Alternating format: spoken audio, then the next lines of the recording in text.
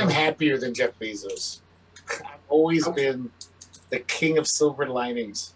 I don't think Jeff feels emotions like we feel them. I think it's I think you're right. I don't think he's from this planet. I don't think Elon is either. If there are elves and lasers, they are in those rocket ships that both Bezos and Musk sent out into space, though. Are those rocket ships manned with elves with lasers? Yeah. Is that the plan? Yes, they are, Greg. Where do you think Santa's elves went? Why do you think there was that controversy about the North Pole? Yeah, I didn't get a present last year. I think they're not there anymore. Welcome to another episode of Law Offices of Quibble, Squabble Bicker on this August 24th, 2022. Where we have a brand new client for today. Our client is Elves with Lasers. Behold, trapped in a hellscape of their own invention, socially unaware old white men bound by the pretense of being fake lawyers yet knowing no law, no exquisite Latin terminology, they are inexplicably compelled to quibble over minutia, squabble over triflings, and bicker like those who value their backyards far too highly without even knowing the difference between an easement and an alleyway. At this very moment, you have entered the heart of the Law Offices of Quibble, Squabble, and Bicker. Let's get started. Do you suffer from bouts of melancholy? Do you emit strong bodily odors of an unpleasant nature? Do you sometimes fear the people around you, even close friends and family? Do you frequently have bathroom accidents wherein you fail to reach a toilet in time and soil yourself? Do you suffer from impotence? Do you find yourself questioning the government?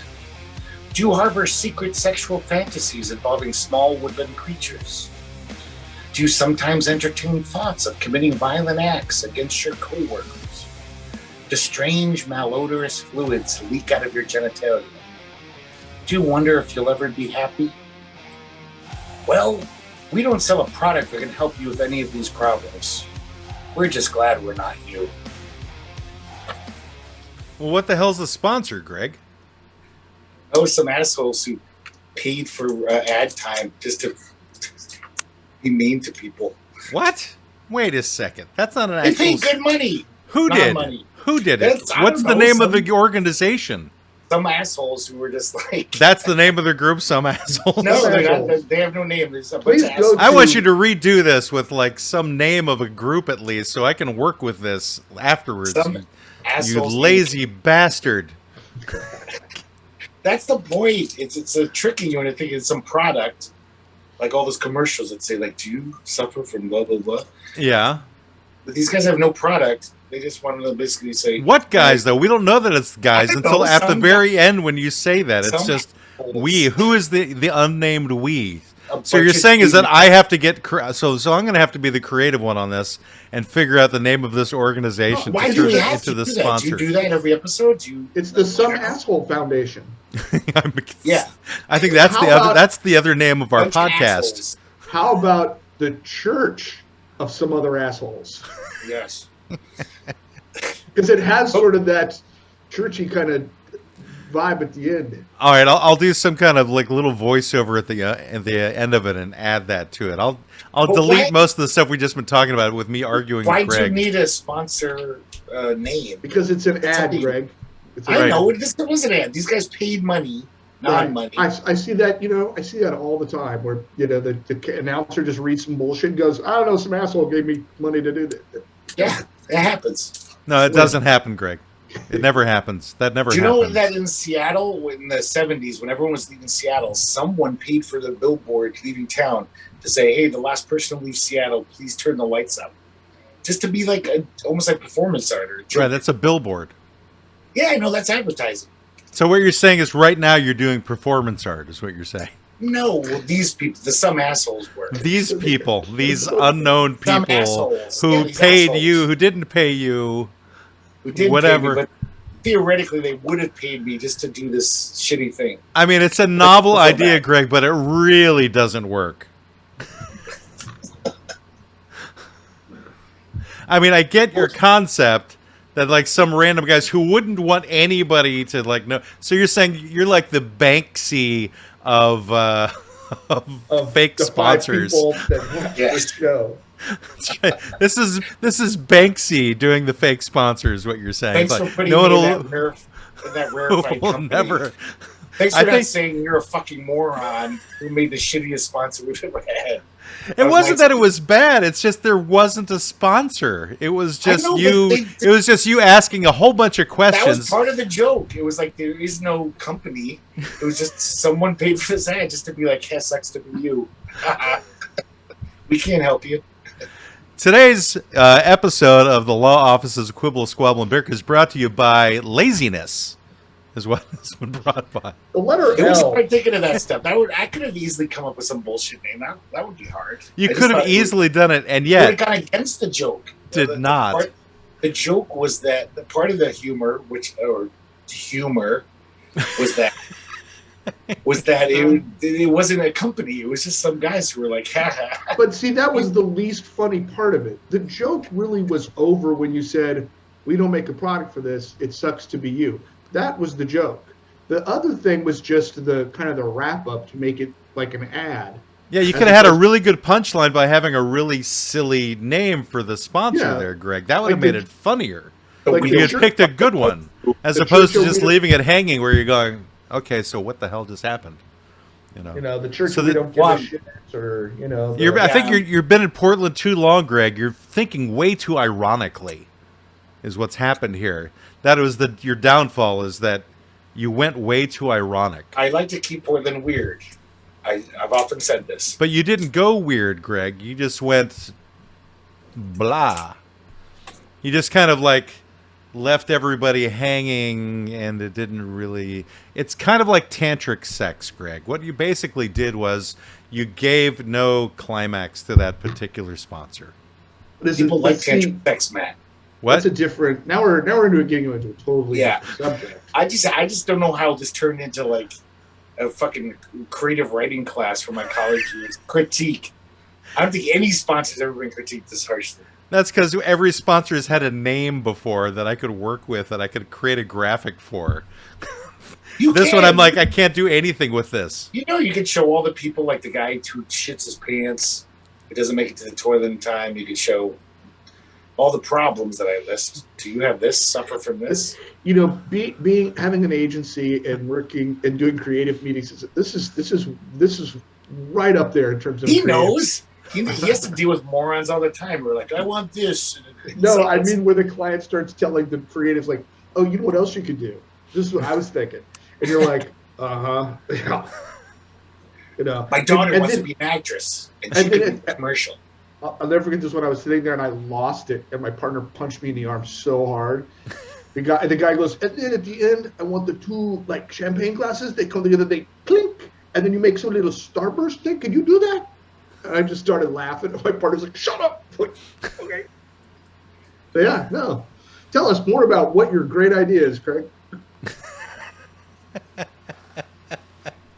He should just do it himself. Why hire you guys if he's got all these brilliant ideas? I know. That's why this episode is sponsored by laziness. No, it had nothing. I purposely didn't give it a name. That was part of my shtick. Maybe wrong-headed. So it was. Let's just call it the Church of We Don't Give a Fuck About You. The Church of so We like the pulling your ear thing was just a mystery we all were going to just left with when you die and go, what did he mean by that? I don't know. You know what? I think at this stage we've like beaten this to death so long that I'm not going to do anything with it now.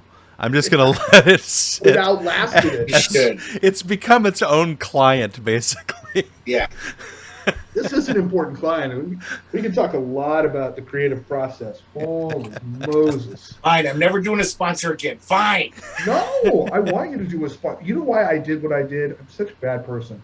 I did it just to see if I could get to the reaction because I didn't say anything. And then I thought, you know what Greg will do? Greg will prove me and mostly Matt wrong, and he'll actually come up with something. And you did. I had something because I was like, he probably won't, but maybe he will. It'd be cool if he did, and you did. And so I was proud of you at that moment. So I'm not critiquing. I'm just poking fun at you because mostly because this thing started it. But no, it was good.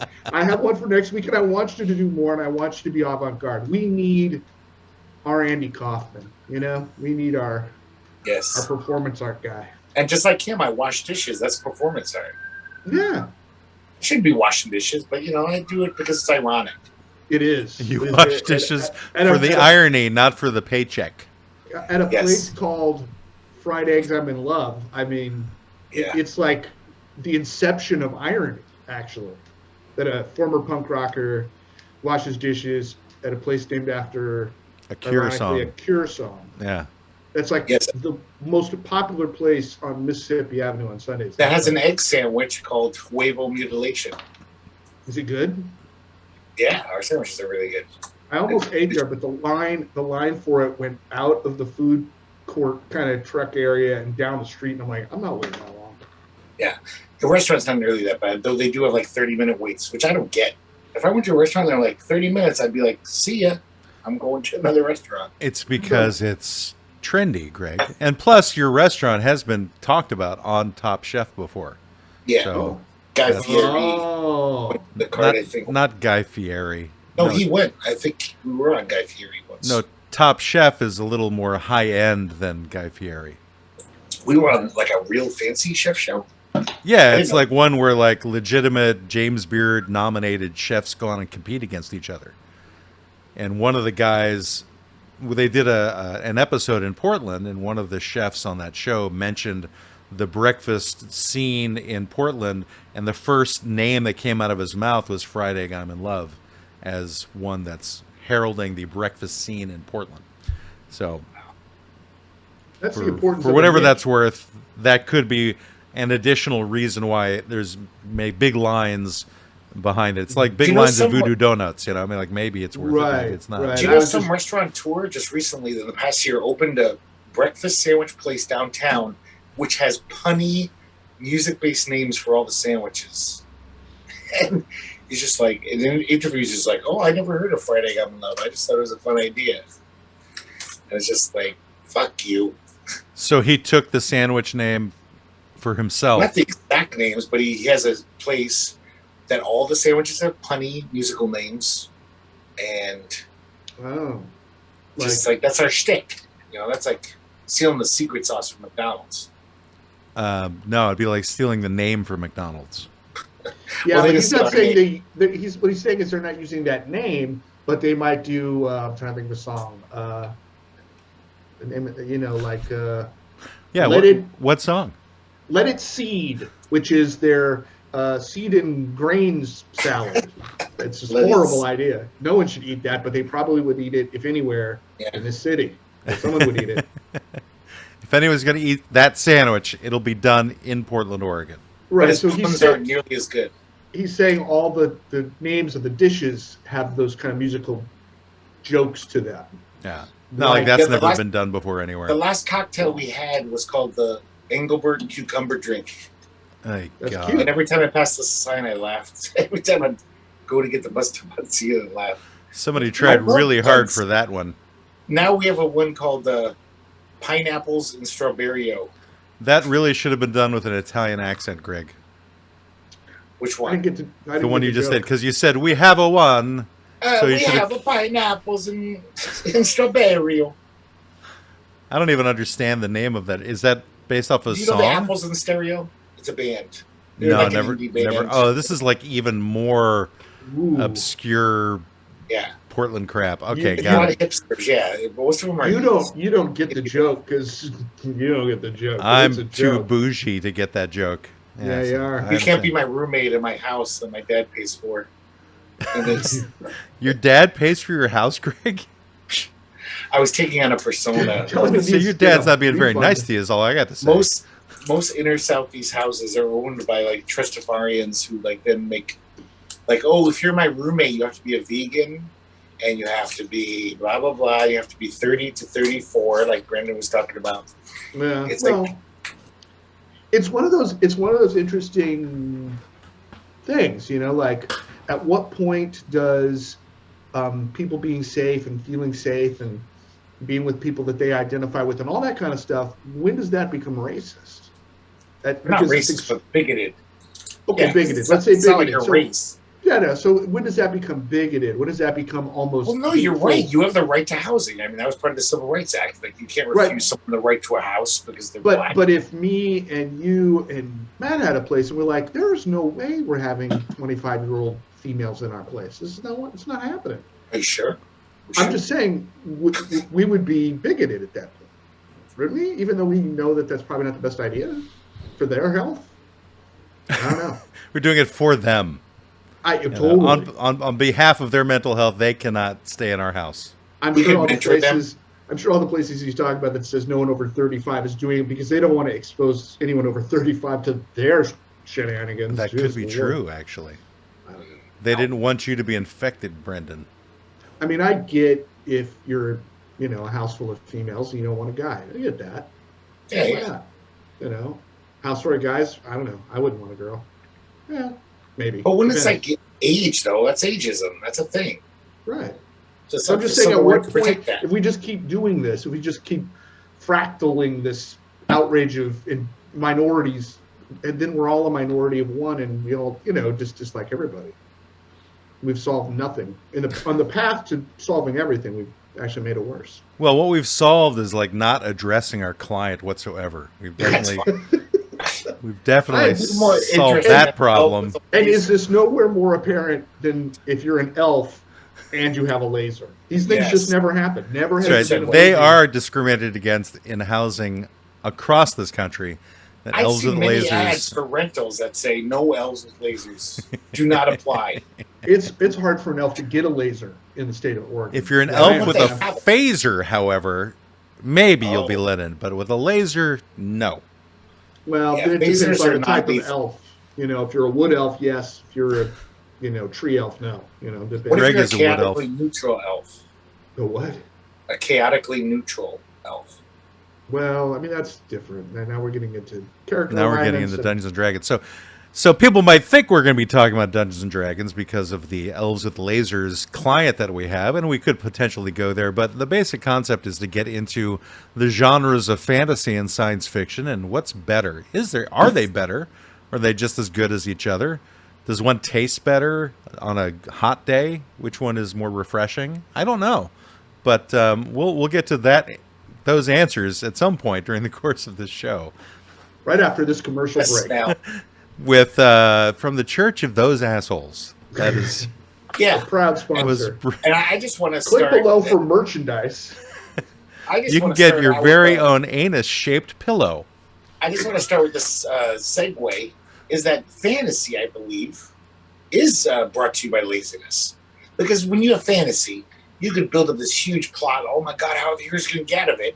And some wizard can just show up and be like, I got a spell.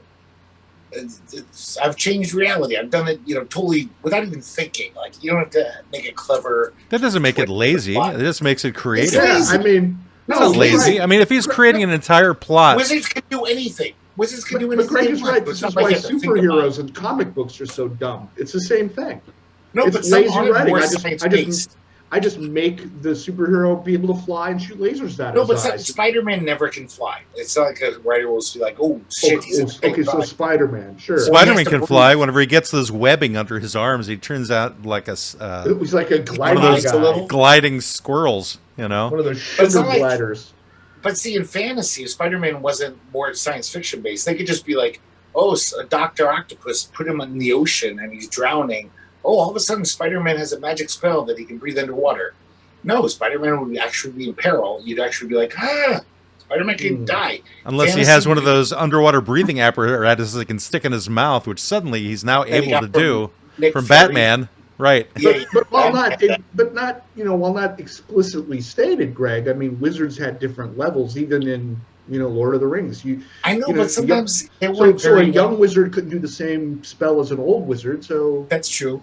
But they were never clearly stated. Like sometimes Gandalf, could Gandalf just blow up the sun? I mean, maybe we don't know what his spell, his sorcery powers can actually do. But science is science. Well, you kind of get into that in the Tolkien books. They get into the powers of the different supernatural beings that happen to be in those stories. They do find out which ones are more powerful than others. They do talk about that. What's that guy called? The evil guy with the eye in the tower? Mordor? Sauron. It seems like he's like the devil, like Lucifer. It seems like he's omnipotent. But actually, he's a lesser being than his former boss. Which is Gandalf? No, his former boss was Morgoth or Melkor. Oh, was this Silmarillion stuff? Yes, it's out of the Silmarillion. But I'm not going to go full nerd Lord of the Rings here, buddy. Why not? That's what we're here. Science fiction. I'm listening, but yeah, I never got. For me personally, all my experience with fantasy as a interaction and as a fan was through Dungeons and Dragons. I didn't read the books. I just played the game. So it's a little different because it was structured. So I get what Greg is saying, but I don't. But anyway. Well, the thing is that regardless of whether it's science fiction or fantasy, there's always the out for those genres to do something to save a situation that's fantastical. Yeah, because science fiction, they can say we What's have that called again? What's the word for that exactly? Fiction? No. What you said, where there's something that they use that's fantastical that just solves the whole problem. Deus Ex Machina? Oh, ducks did what? Ducks and machines. Ducks have sex with machines?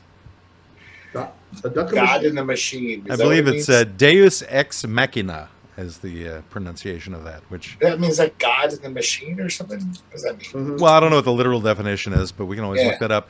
But it basically means that the author is trying to get out of something by bringing in some extra easy contrived device to fix something he couldn't get out of, you know?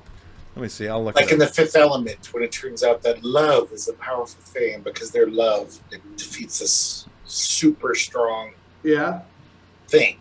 It's like, what? Really? That wouldn't happen. Now, that could be a whole show, is just go through a bunch of the examples of some of those. You just like I was watching something, and I don't remember what it was. I'm trying to remember.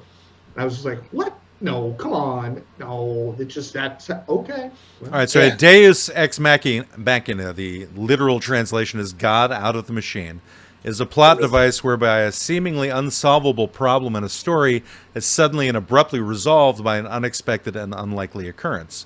Its function is generally to resolve an otherwise irresolvable plot situation, to surprise the audience, to bring the tale to a happy ending, or act as a comedic device. So there's various different reasons for having that. And then it says that. it is usually utilized by lazy writers. No, it doesn't say that.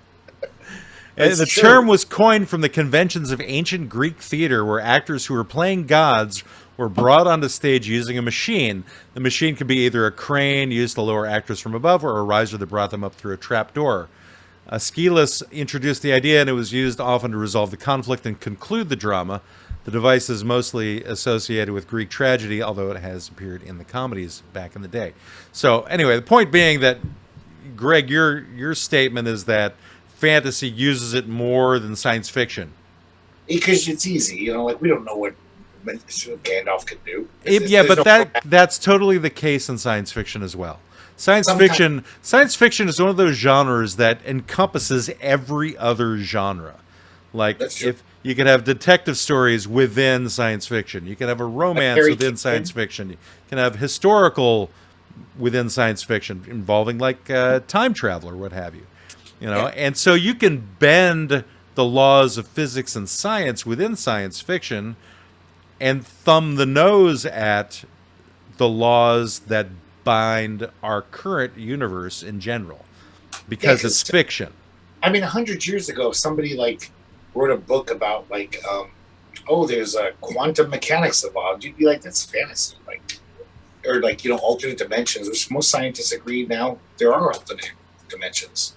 There probably are. Yeah, but that doesn't make it lazy writing, though. That's where I'm disagreeing with you. You're saying that using a Deus Ex Machina is lazy writing, but it's not. It requires, I mean, there's obviously lazy writers out there who do use that, but there's plenty of legitimate, brilliant authors who use that device in a contrived way that works, and they thought it completely through to push forward their story or to end their stories in the case of the Greek tragedies. As a kid, I read Roger Zelazny. I was a big fan of that science fiction author. And me too. I'm a big fan of Zelazny as well. He did a fantasy book, which I wish I could remember the name, but it actually described magic as a very science fictional process, like where when you learn magic, it's almost like you see these strands that connect the universe, and just like learning electric work, being an apprentice for an electrician, you have to learn how to manipulate these strands. So it's all very like science fictional. You know, Right. like the way he describes sorcery and magic. It's not like this guy could just destroy the sun. Right. I mean, maybe after 50 years. Yeah, I don't know which book you're referring to, but because I know in the Chronicles of the Chronicles of Amber that Zelazny wrote. No, it's not that. Sorry. Where he has these supernatural beings who all come from like a real Earth, but when they go out to the other parallel Earths and they want to get back home, they kind of have to shift objects within their environment to get them closer and closer to where they came from. I can kind of see what you're talking about there. He uses like a scientific basis for his fantasy. Because he's a science fiction author. He's not a fantasy author, but every now and then he writes things that are fantasy-ish, but he always tries to explain them in a more lucid, interesting way than just saying, oh, then the wizard snapped his fingers and did a spell. Right. Which is easy. You know, you don't have to explain it, how it works. The real question is why should it matter? Yeah, I mean, there's plenty of fantasy where they explain how magic works. There's plenty of science fiction that's lazy from the perspective of you go, Totally. oh, come on, dude, that's the best you had. But I'm saying good Like science nearly fiction. every superhero story is lazy The writing. superheroes are, they're really a bunch. But supposedly good science fiction is supposed to follow the laws of science. I mean, that's good science. Like, especially Good like science hard fiction. stuff, they call it. You know, nerds. They actually Well, yeah, say hard science fiction, which really follows those. Like Larry but Niven. they trap themselves within those conceits. That's true, and it might be boring because, like, Maybe. Come on, Again, it wow. depends upon the author. Like, there's some outstanding hard science fiction writers. There's David Yeah. Brin. There's Greg Bear. They toe those Yeah. lines really carefully. But at the same time, they're creating these fantastic worlds that can't really exist, even within the laws of physics. I bet they do. Those guys seem like they know their shit. Like Larry Niven. Well, I was thinking about Larry Niven Niven and the Ringworld books. Yeah, doesn't he have like I think that guy has a science degree.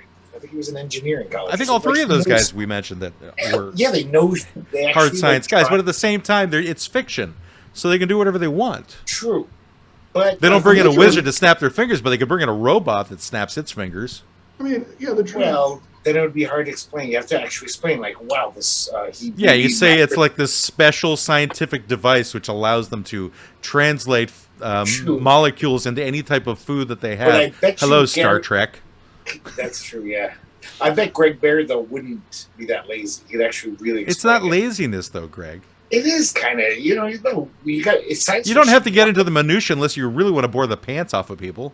No, science fiction nerds love that shit. I love when I used to read science fiction books that explain shit to me in like 2 pages. Yeah, but of, like, how deep do you want this them is to go how into the proton explanations, drive though, Greg? works.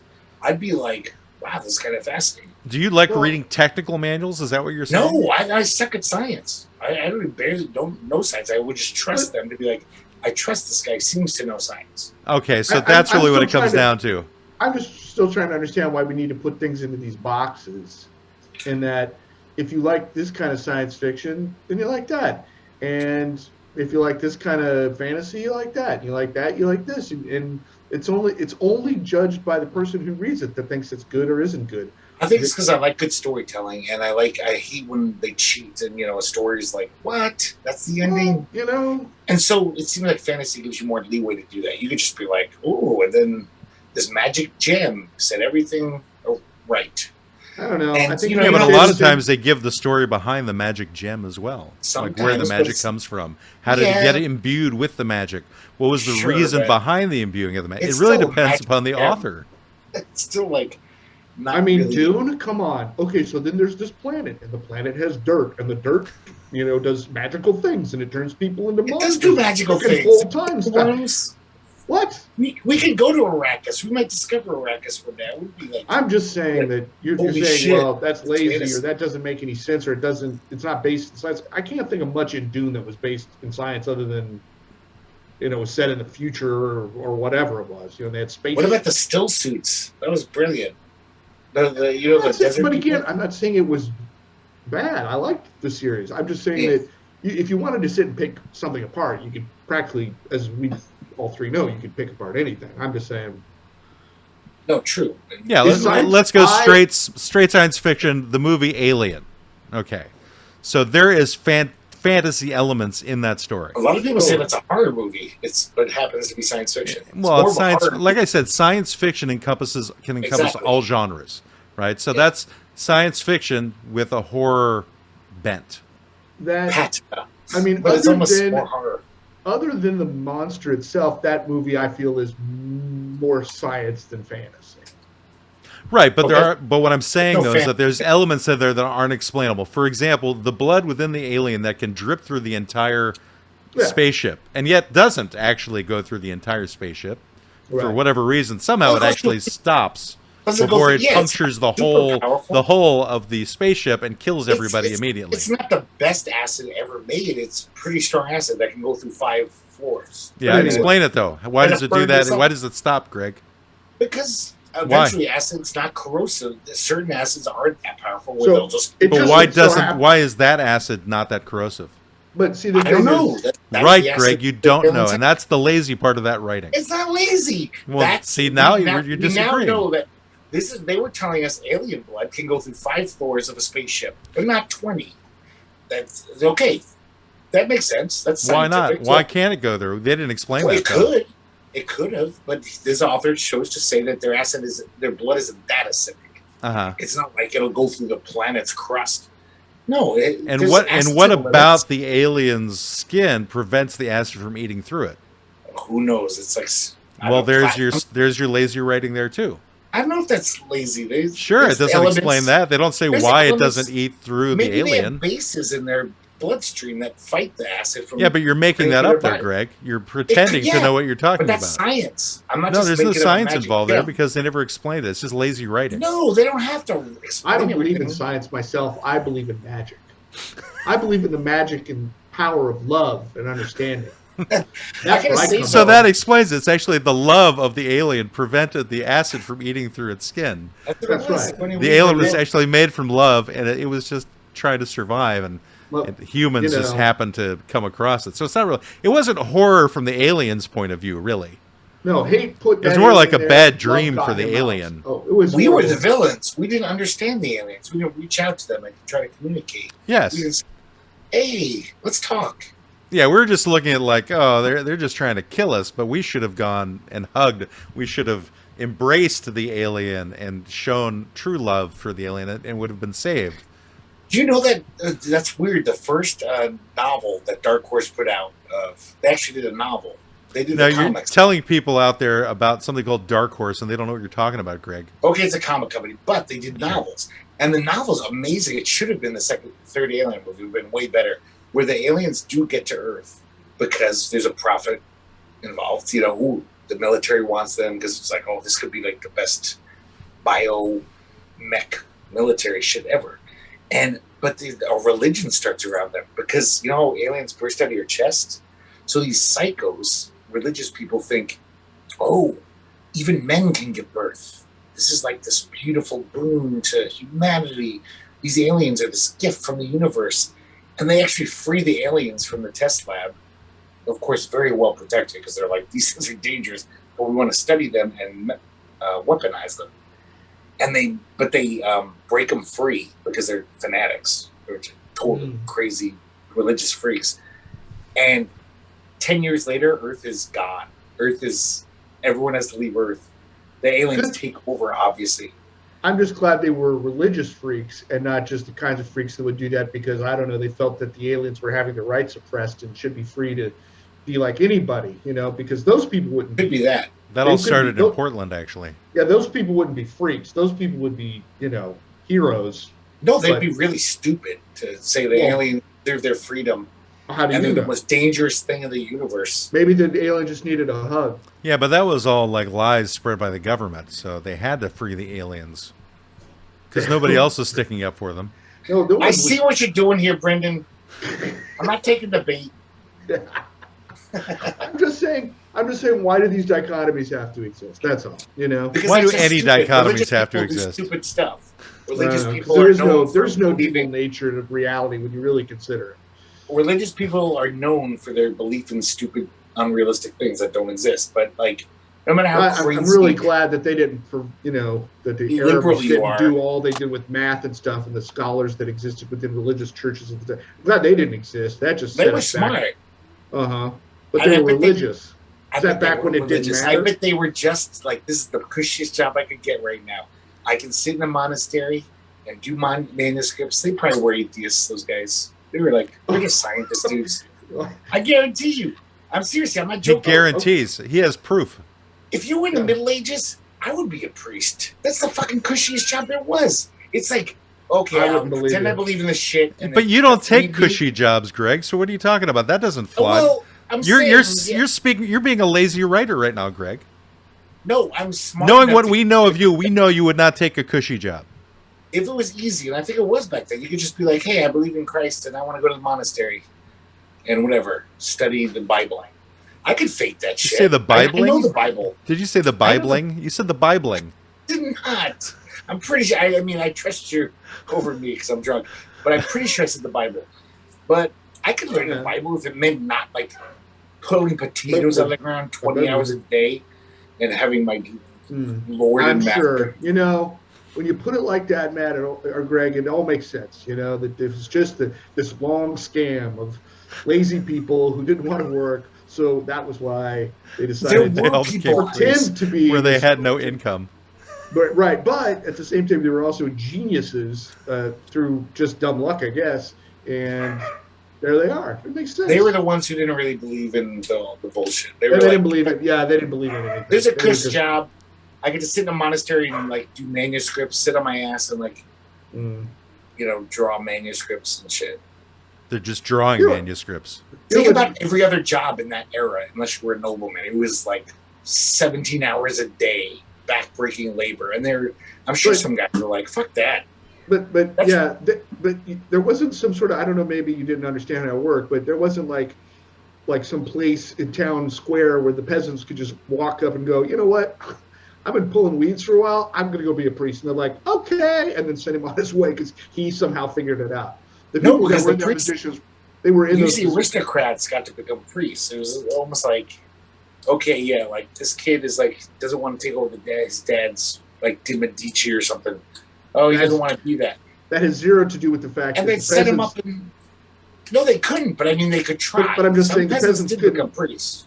But I'm just saying, generally speaking, the peasants couldn't read. They had no education. Exactly. That's why they didn't think of anything. Not because it was some job scam. But I would have been smart enough because you would have been as a kid. Like as smart as you are now. No, I'm a fucking moron, but I did love reading. I would have like stolen books when I was 7 and been like learn to read. Where would you have stolen these non-existent books from, Greg? This is before the Gutenberg Bible was created. I didn't say that. This is Middle Ages. Oh, let's say they're worse. So I didn't even lead into the Renaissance. Where would you have stolen these books from? At 7. I don't know, anywhere. You're like hanging out at. So basically, you were going to be like one of those kids who was like taken in by the priests, the altar boy, is what you're saying. Yeah. I would, if that meant having a better life, I might have taken one for the team. What team? For the team. What team is that? Team Greg. I'd have been like, well, it's a small price to pay having my anus reamed a few times, but I'll get to become a priest and not have to fucking do backbreaking labor every day, 17 hours a day, 7 days a week. Like washing dishes? That's not that hard. I love my job. I feel blessed. It's not a cushy job, though, Greg. People wouldn't say, you know what? This is a job that I'll find relaxing and I will get to kick my feet up doing is washing dishes. It is kind of relaxing. I mean, it's very zen. I mean, I'm running around, but I'm like, yeah, but you're on your feet like 8 hours a day, right? But for 10 years, I was like a line cook at Burgerville. I'm not saying that's a better job. No, right? That was worse. Way worse. I wouldn't call that cushy either. It was actually stressful. It'd be like, oh shit, we have 70 orders and we got to get these out as fast as I can. I'm just like, the dishes are dirty. So comparatively, it's a cushier job than the last one you had. But most right-thinking individuals would not say, hey, if I could do anything in my life, I'd be a dishwasher because it's so cushy. No, it's the pay. It sucks compared to like whatever, a real job. But it's not hard work. I mean, you're on your feet. Big whoop. I mean, that's a little exercise I get in a day. Thank God I had that job instead of like being like an IT guy who sits down all the time. I'd be 500 pounds instead of 300 pounds. So I'm grateful that I landed in a shitty spot. No, that's low pay. Framing is so important, Greg. I'm glad you brought it up. I just want to say that putting things in proper perspective, no matter what station of life you're in, whether you're Jeff Bezos or Greg Pettix, proper I frame. think I'm happier than Jeff Bezos. I've always been the king of silver linings. I don't Like, think yeah. Greg. I don't think Jeff feels emotions like we feel them. I think it's I think you're right. I don't think he's from this planet. No, I don't think Elon is either. If there are elves and lasers, they are in those rocket ships that both Bezos and Musk sent out into space, though. Yes, that's where the lasers and the elves are going. Out into space. Are those rocket ships manned with elves with lasers? Yeah. Is that the plan? Yes, they are, Greg. Where do you think Santa's elves went? Why do you think there was that controversy about the North Pole? They got They got to do something outside of December, you know. Yeah. Yeah, I didn't get a present last year. I think they're not there anymore. It's the Santa's elves are the ones that are on Bezos ships because Jeff bought the whole Santa operation. Amazon owns Christmas. I mean, who doesn't know that to be true? So, Christmas, Arbor Day, all of them. Santa works for him. Yeah, pretty much all the holidays. You know, every day's a holiday. Great show is every day is a holiday. That would be an interesting show to do. We should have had that as a client. I think. God, I wish we did. I would throw that in the hat. You know, for maybe next week. Next week we do have a comedian as a guest. His name is Keith Ross Nelson. And, he's got 3 names. He's legit. He's a legit comedian, though. He's performed all over the country, and been doing it for a long, long time. Has he ever assassinated anyone? He probably might have. He actually knows kung fu. See. Yeah. Kung fu assassin. The other interesting thing is that he's originally from Portland, Oregon, too. So that'll be something that can be talked about. How old is he? I think he's like 10 years older than me. So I think he's like in his mid-60s. Oh, so we can ask him about Portland lore. Sure, you could. You could talk to him about whatever you want to ask him about, Greg. I want to ask him about elves. Elves with lasers? He might have a response to it, hopefully. Hopefully he would have a response to that. I'd like to talk to him about that. Anyway, he's scheduled. I sent him an email to confirm, and I haven't gotten a confirmation back. Hopefully, he will be here, so that is the plan. However, in 2 weeks, legitimately, we have the guy who played Chip Douglas on My Three Sons. I can't believe you've been hiding that under your ass for 2 years. That just came out of a conversation yesterday. Actually, that's where it happened that quickly. He's done anything? He's done many things. Yeah, he's done anything. But we'll talk about that in 2 weeks. He'll be on the 7th of September. He was the young one, right? The little one? No, he and Fred McMurray were the only ones that were in every season of My Three Sons. I think Chip was the youngest, the nerd. He was until the adopted cousin or something came. The adopted brother came in. I don't remember that. Yeah, Ernie came in at a certain point, who actually was his real brother. So he came into the show. Yeah. So, Barry Livingston. But again, that's a different episode. We can get into those things. But I will warn you, he is quite the talker. If you remember Howard Bloom from before, who was quite the talker, and it took a little bit of work of like ending the flow, it's going to be almost as tricky. Yeah, but Howard Bloom. But he has really interesting stories there too. What? Okay. Yeah. I was saying Howard Bloom had really interesting stuff to say. I didn't care. No, well, this guy probably has really interesting stuff to say too. This guy's talking about how Jodie Foster and Harrison Ford kind of came through the doors of My Three Sons in the early days of their careers. Like Harrison Ford was like an extra on the show at one point, and a lot of people who kind of didn't necessarily get their start, but some of them did on that show as a bit player of some kind. I'll have to see if they have those on YouTube somewhere. With My Three Sons? Yeah. Yeah, My Three Sons was, according to him, it was the second longest running sitcom in history. It was around for after Ozzie and Harriet. That was number 1? Yeah. I don't know. According to him. I haven't looked these things up to confirm the information, but I was thinking like Simpsons, but I guess Simpsons isn't really a sitcom because it's a cartoon. It is, though. Yeah, but it's a cartoon, so it falls under different parameters. Yeah. You know, it's like lazy writing in The Simpsons because it's fantasy, and they can get away with things you can't get away with in normal who's never seen The sitcoms. One of the best shows. I know what a cartoon is, Greg, so I can tell the difference. But I know what a cartoon is, Greg, and they don't follow the lines of physics like other shows do. But that's funny. You've never seen an episode of The Simpsons? No. I think I've seen a couple. Okay. Yeah. Say that I don't even doesn't know our culture alive at this point and not having seen it. Yeah, he doesn't know our culture. I don't know our culture. Yeah, that's What our culture is Your Yes. culture, you mean, Greg? Your specific no, culture, it's yes. America's culture. It's not Everyone America's. knows The Simpsons. Not That is everyone like- has watched The Simpsons. I'm pretty sure 99% of people, kids I know, Is it- 21-year-olds watch that it's- shit. It's a little narrow of you to say that's America's culture. I mean, The Simpsons is an international. Exactly. That's true. I mean, it's It's not hugely popular with the Aborigines in Australia. It's 50 languages. As they watch it on their trees. trees. Yes. pretty. Well, you're gonna get Yeah. kicked off of TikTok. All those, with that yeah, kind of talk. sorry, TikTok. So they That's they so can only bad. watch TV on trees. Is Well, that they're what all it is? running around in loincloths, aren't they? Oh, are they? Yeah, Playing their Oh. didgeridoos. Hey, is that what they call it? Yes. It's Oh, exactly I didn't what know. they call a had didgeridoo. no is a idea. Is that like the didgeridoo. skin flute? No, it's an actual instrument. I was out on Mississippi Avenue and some girl asked me what a didgeridoo, and I didn't know what she was talking about. And so you I didn't have your just $5. No, I had nothing on me. $5. That's She a looks cheap like more than didgeridoo. $5. That's- yeah. She was gonna didgeridoo you. Was she an elf or a laser? She was kind of elfish, I would say. Okay. More dwarfish than elfish. You know, I've actually listened to our podcast from last week like 3 times already because I enjoyed that episode so much. The whole nuts and fruits and seeds thing. I don't know why, but it's It was a pretty good one, I have to admit. something kind of stuck with me about that one. It was because of this confusion about it all.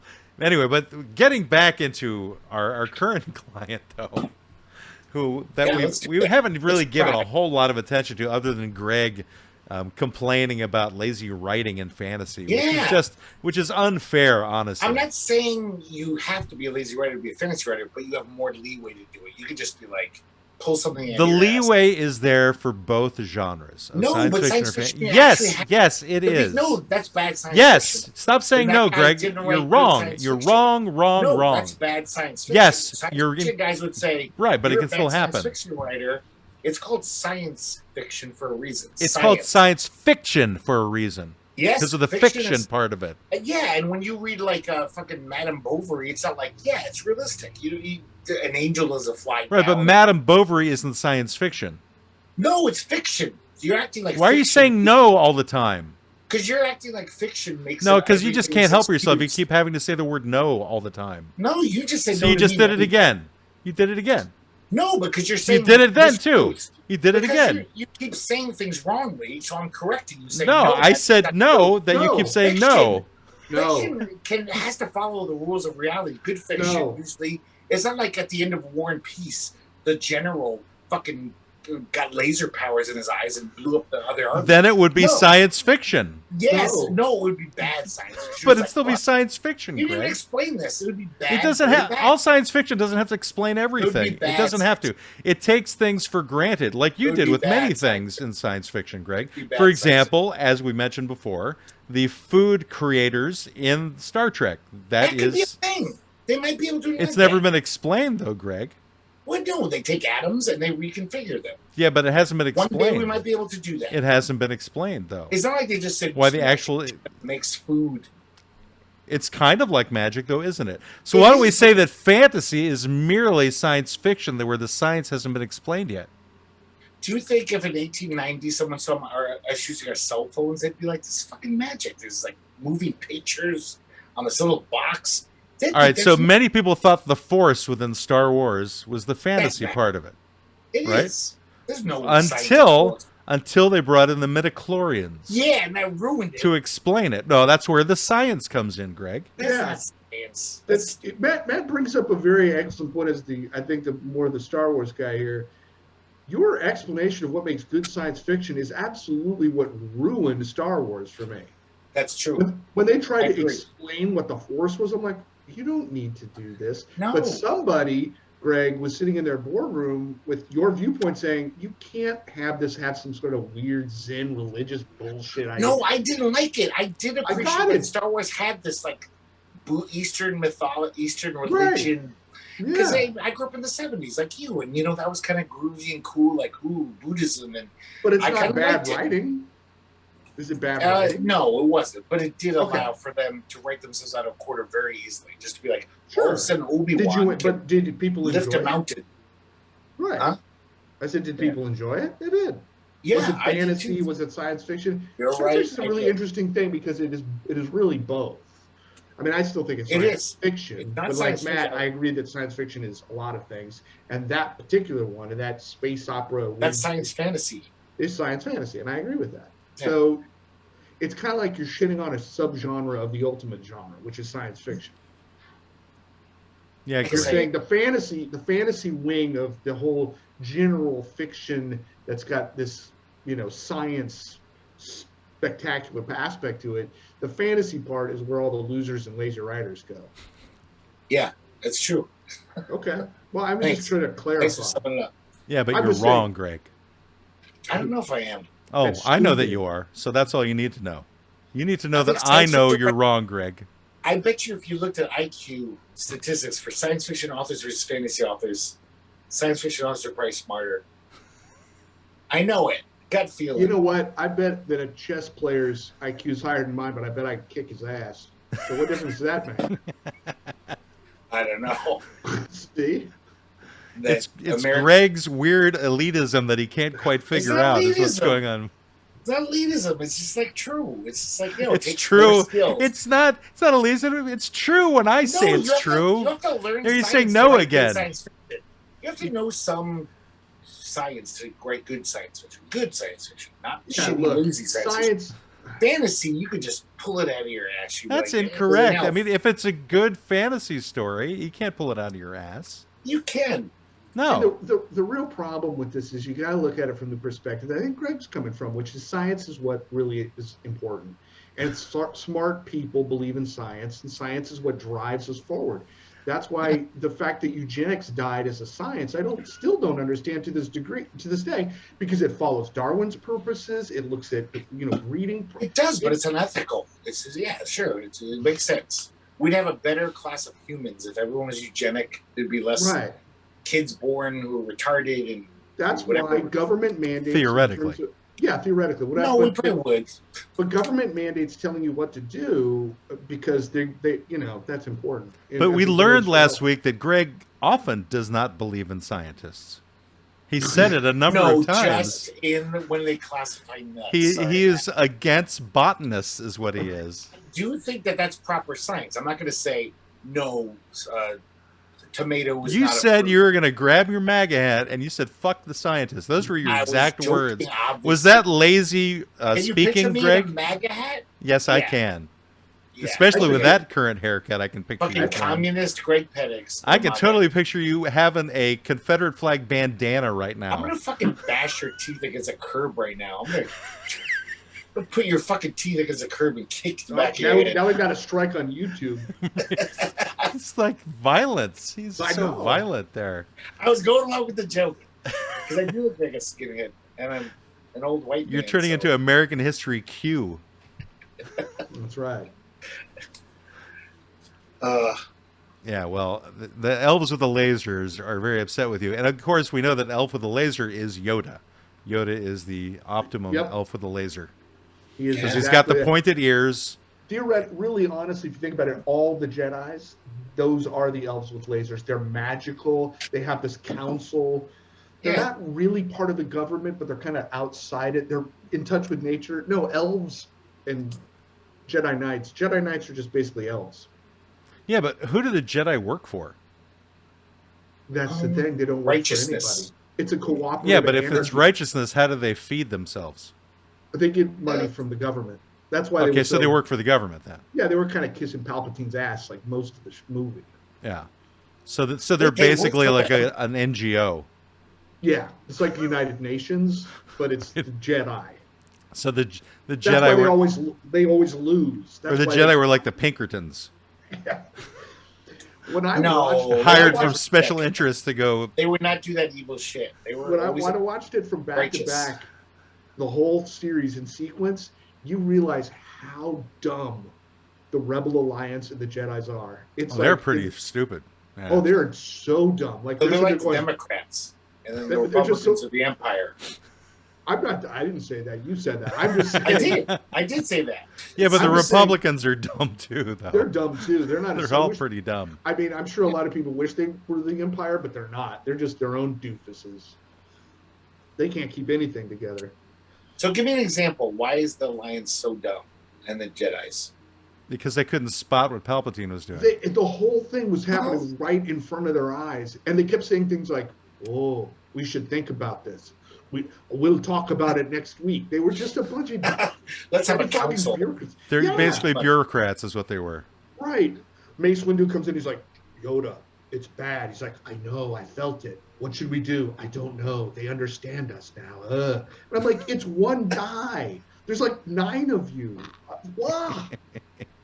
You were killed by the clones. The clones couldn't hit the broadside of a barn in any other thing except apparently killing Jedi. They were excellent at. And actually, that should be a key piece of evidence for cloning should be outlawed.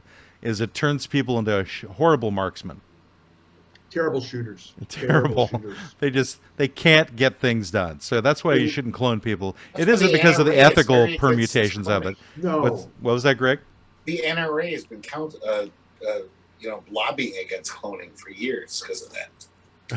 Right.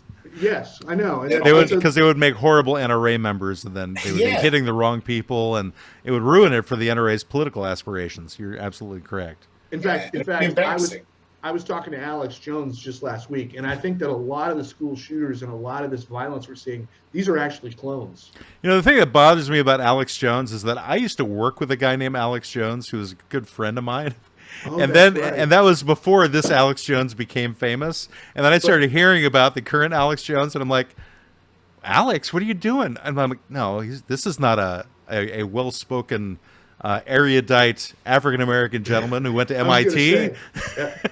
The Alex Jones. This is a psychotic conspiracy theorist. They're not the same person." No, not at all. I'm like, "Oh, my poor friend Alex." Yes, exactly. Yeah. Did you guys know the comedian Doug Stanhope? Yes. I've heard of him. On one of his DVDs, he has an extra where it's like in 2000. He used to be friends with Alex Jones, and Alex Jones was just like a contrarian, libertarian type. Is that a CUN contrarian or a CON contrarian? Oh, contrarian? No, he was a contrarian. He's a contrarian now, but he actually seemed like this fun guy. Like this footage of him, like opening up for Doug, like introducing him. He's like, "Alex, I want you to introduce me. You're such a character." And he was this big fun party guy who was a little, outside the normal beliefs. And then he's full on like. Well, he's created a persona like Glenn Beck did. These are guys who know how to. They knew how to manipulate a certain side of the right wing. But and they're doing an excellent job of it. I was interviewed multiple times by Alex Jones, and at least once by Glenn Beck, because Glenn Beck had a talk show here in Tampa. Back in Tampa years ago, and I was on a show. I was on Alex Jones' show a couple times, and they were obviously right wing, and both of them were much more libertarian, which was the only reason they were talking to me. Was this when you were part of the UFO magazine? No. Oh, okay. This is during the tax days. This is tax days. I got it. They want to talk to you about libertarian stuff. They wanted to talk to him about his goggles. They want to talk to me about my goggles. It was libertarian stuff. But they didn't seem as crazy as either one of them do now. In fact, although I feel like Glenn Beck has kind of sort of self-righted himself, mostly through a series of failures. Being more like the Glenn Beck that I kind of sort of knew. And Alex Jones he's just a broken vessel, the poor guy. I kind of feel sorry for him a little bit. I don't feel sorry for him at all. No. Not after all the Sandy Hook nonsense. No, fuck that guy. It. Yeah. I get it, but I just, whatever. He's as bad as Trump in that case, I gotta say though, he still seems like he'd be a fun guy to have a beer with. It would be absolutely. Like a fun night. Well, I mean, if we were to have like a fourth person as part of the show, Alex Jones would be the guy. Oh my God, he's fantastic. We never get a word in edgewise. He's so bananas. Oh my God, no, he'd be great. But yeah, I'd go have a beer with Alex Jones. I wouldn't, listen to anything he had to say, but I'd listen to it. Greg, you would definitely get a word in edgewise because you're a master interrupter. What? Yeah, but not with Alex Jones. You're not a massive uninterrupter. It's easy to interrupt you, but Alex Jones would probably just barrel over you with that voice of his. "I have tiger blood. Shut up, Greg." That's a different guy. That's Charlie Sheen. No, what he says something else about blood, like I've got like dolphin blood or. Oh no, he talks about how human he is, because there's the underlying thing, which you really got to do a deep dive into Alex Jones and his beliefs about interdimensional vampires and UFOs and all that stuff. Yeah. I mean, the truth is Alex Jones is mentally unwell. That's really the truth. So when I say I'm sorry for him, I don't think it's his fault. I think he's gone fucking crazy. And well, whatever. He made choices. Yeah, a lot choices. of drugs. Right. The point is, but he wasn't always that crazy. It seemed like he was kind of fun-loving. Dude. If you have a trigger warning, if you have a parent who's an alcoholic, probably your early memories of that parent are not bad. But by the time that you were an adult, the toll that it had taken on that person was obvious. So Greg. Things get worse. He's talking about you, Greg. No, I'm not talking. That wasn't a sideways. My parents, I guess, technically were alcoholics. Greg doesn't have any kids to go, Dad, why are you in the kitchen naked talking to the box? Why are you play with us? Play with us, Daddy. We've made finger puppets. Speaking of people with mental issues, it's time for Food is for Eating to come on. So let's. So we're like an hour late on that one. No, we had a lot of discussions prior to this, so we're not really running behind per se. We're not. At Safe Mart, it's a Safe Mart. Time to Safe Mart and be safe. Safe Mart is a proud sponsor of Food is for Eating with Waspy Soda Pop.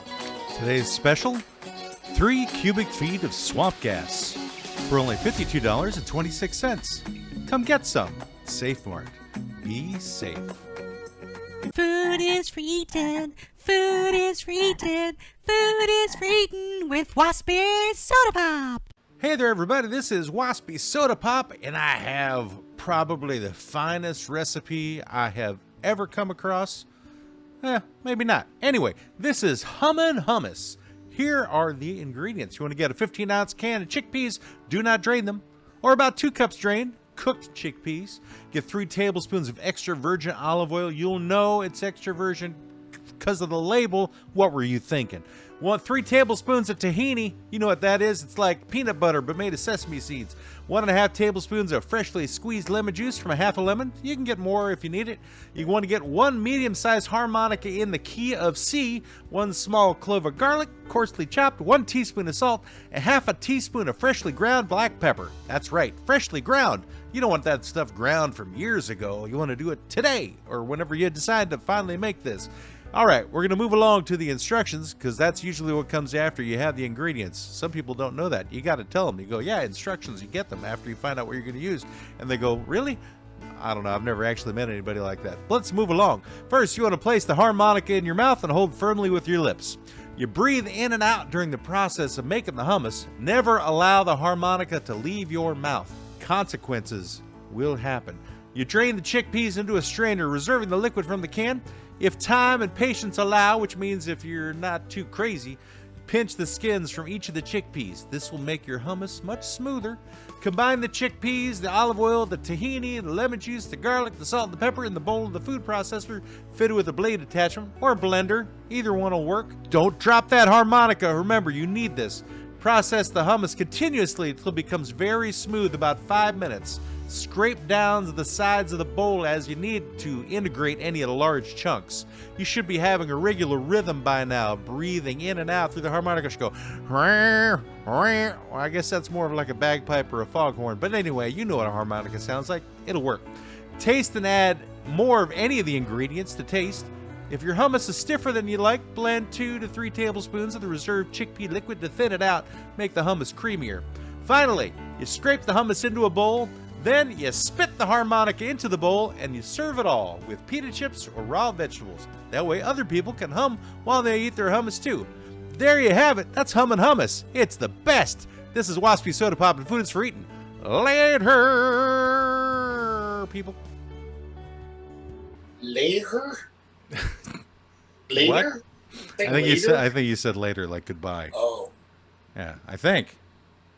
I think Waspy needs some more meds. I don't. It seems like it would be challenging to have a harmonica in your mouth the entire time you're creating hummus. Well, it doesn't I seem would as bad agree. as having a monkey help you make a meal. Who'd just be throwing shit around and If it's a shit. trained monkey, it'd be fine. I'm just thinking, like, if I put something in my mouth for the rest of the show, That's like, great. how- Let's keep That's this in for That's every stupid. episode. if it Every was like a episode. harmonica, I always think they'll get incredibly annoying at a certain point. Oh, for sure. Ah. For sure. It's annoying right now. The if you cardboard on do that will that, start to get me. TikTok wouldn't be able to hear your hate speech anymore. Greg, what happened to your visual there? It's not sideways anymore. I don't It's know. like vertical. Oh yeah. But I'm just saying, if you did have a piece of paper in your mouth every time we did the show, we wouldn't get kicked off TikTok so much. Because they wouldn't hear when you say something hateful. Perhaps. I don't think I say anything hateful. Genocidal. Apparently. Maybe a we're little accused genocide, but hateful, not necessarily. I'm all for the genocide part, but the non-hateful part. The non-hateful genocide. Right? That's the best time. Exactly. When it's done kindly. The Mhm. kind Is swamp genocide. gas- Is swamp gas safe? Depends upon like how much of it you get. You can use it to heat things. Okay. But you shouldn't But- smoke around it. No, that's Yeah. probably not a good you idea. breathe it in, it's probably not good, right? But I think that actually explains what did eventually happen to Alex Jones was he spent too much time around swamp gas and Will o' 'cause the he went- Wisps as well. He went to Safe Mart, which A claims little, to be do a little safe, bit too much of and they're that. selling swamp gas. Hmm? Seems like Swamp Safe gas? Mart. See, yeah, Safe Mart has false What, advertising. that was the Be question. safe. I wanted to know, like, I get like my Freddy points, Uh, or, like fuel points. Can I apply those to the swamp gas at Safe Mart? Do you know? I think it's a different company. I don't think you would be able to apply your Fred Meyer's But points. isn't there just sort of a Portland, we're all in this together sort of attitude about it all? I don't know where Safe Mart is. I They don't don't think have they're. Mart. I don't think they're in Oregon. I They're think in they're Jupiter. like somewhere, somewhere near wherever Waspy Soda Pop has come from. Oh. I think it may be Arkansas? from an actual. I'm starting to think that he did appear out of a swamp, and that's where these ideas come from. Sounds like.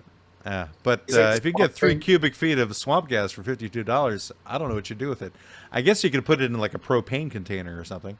You could fake a UFO thing, because most UFOs are written off as swamp gas. Yes, most UFOs they're written off as swamp gas. Yeah, What I was the That's the 50s, they always say, truth. "Oh, it's just swamp gas." Yeah, I was gonna that's what you take it saw, out and- those lights. Like all of the people who were not in swamps, they were like, it's all attributed to swamp No, gas. because they always were. You near started off swamps. saying no again. What is with your habit? What? No, Your because habitual. when You did it say- again. You did it But then I have too. to negate what the wrong thing you're saying. Of course, I'm going to say no. You're saying something wrong. So That's I'm gonna say incorrect. no. I think you're doing it That's out of habit, true. is what I think it is. I think you're doing it No. like some kind of. So you did it No. again, like a nervous No. tick. It is a nervous tick now.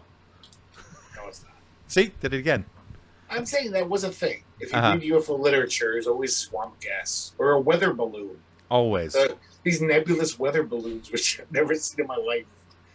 Supposedly, You've they're. never seen a weather balloon? You should I've never Google seen that. one. No, but apparently Google it. they'd always explain UFOs that way. If They you would want to say, see a whole bunch You know of weather balloons at once, David Blaine did a special where he actually went up into the sky attached to a number of weather balloons. It's quite fascinating, actually. He had to get a balloon operator's license before he could do that particular special. that's a thing. A balloon, like Depending on how high. But these you are go. weather balloons. But he had to still get a license to be able to. Otherwise, the government wouldn't let him go up into the sky.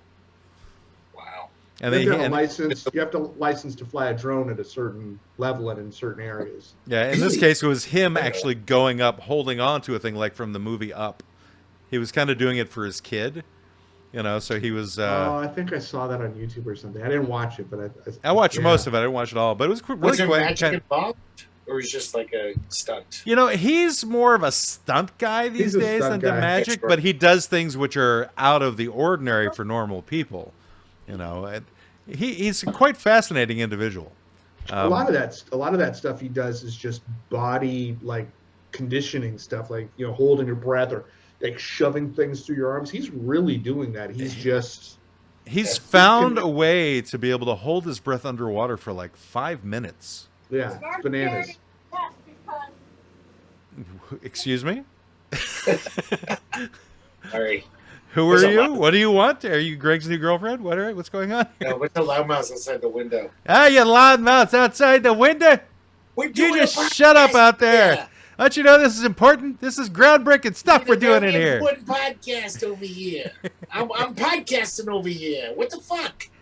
So anyway, so David Blaine, he has that, he taught people some of the techniques. So he taught like some celebrities how to hold breath too. And so they were able to hold it for like a couple of minutes as well. I'm like, oh, so he does like these legitimate techniques, which apparently actually work, where most people can't do it that long. So he's kind of has this incredibly bland personality, but does these incredible things. You know, it's hard to fault Like his the guy. early ABC specials, I remember videotaping those in the 90s, and I was like showing them to all my friends. I was like, this guy's amazing. And I know he gets a bad rap now. People make jokes about David Blaine, like, what a loser. It's like, no, those are pretty amazing. Like, he does really good I don't know shit. who's calling him a loser, but okay. I don't know. I've literally had sitcoms where like, oh, you dated David Blaine? Oh, God, gross. No. David Like, David Blaine is cool because what he's doing is not. You know, Chris Angel. If you want to bag on somebody, you can bag on Chris Angel because even though I mean his magic is you know, if you don't know what's going on, it's amazing. But it's all just, you know, stuff. You know, it's like a plexiglass under the pool. You know, and he's like, oh. Yeah. David Blaine is really swallowing frogs. I mean, it's not, I wouldn't even call it magic. It's not a show. He's doing something. It's almost weird, like Jackass stuff. He's doing like the things that the fakers in India would do way back when, you know, they would Well, lay some on the of bed them of nails type of things. And Like, some of them were fakers and some of them well, weren't. faker, Fakir. Yes, fakir, right. You pronounce it however you want. So Okay. anyway, You just said faker and I thought faker. I always thought that's how it was pronounced. I have no idea. Don't care. But I understand how it could be confused the way that I pronounced it, but then I had to spell it the way it's spelled. No.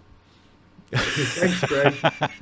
So I don't know. David Blaine's a different cat. He's kind of like an American yogi, I suppose. Yeah, kind of. Where he's finding things to do with the body that most people don't take the time to figure out because they're I not kinda like entertainers. He's very Like his unpretentious about it. Like those early specials, he was just walking around like Harlem, like these shitty parts of the I know, cities. and he's still not a Like blowing pretentious people's guy minds. either. He just kind of like does these things, and he goes, "Hey, here's the thing," and you're like, "Excuse me." What I thought, I watched one clip where he was on the Tonight Show, and he had a couple of the guys from the Roots participate in the joke, and Questlove, who's the drummer for the Roots, literally looked at him like, right, he literally looked at David Blaine like he was the incarnation of the devil or something. His eyes were like bugging out, and he's like, oh no, my grandmother told me about people like you. Type of thing. That's what those first specials were like. These girls, teenage girls in like Harlem, would just be like, get the fuck out of here, get away, and run away. Well, he did this one trick with three young men, probably late teenagers, where he said he would turn their dollar bill into $100 bill, and then he does it. And you know what they do? They grab it and bolt. They like ran as fast as they could away from him. It was the funniest thing. And he's just kind of looking off at him, cracking up himself because they stole his money. But I'm sure he could snap his fingers and turn it back into a $1 bill. I don't think he has real magical powers, Greg. Greg, that's lazy writing. What you did right there, that's lazy writing. No, That's you like being part of the masses, Greg, and that's very sad. Top of the masses is fantasy. That's what fantasy authors do. Just pull shit out of their ass.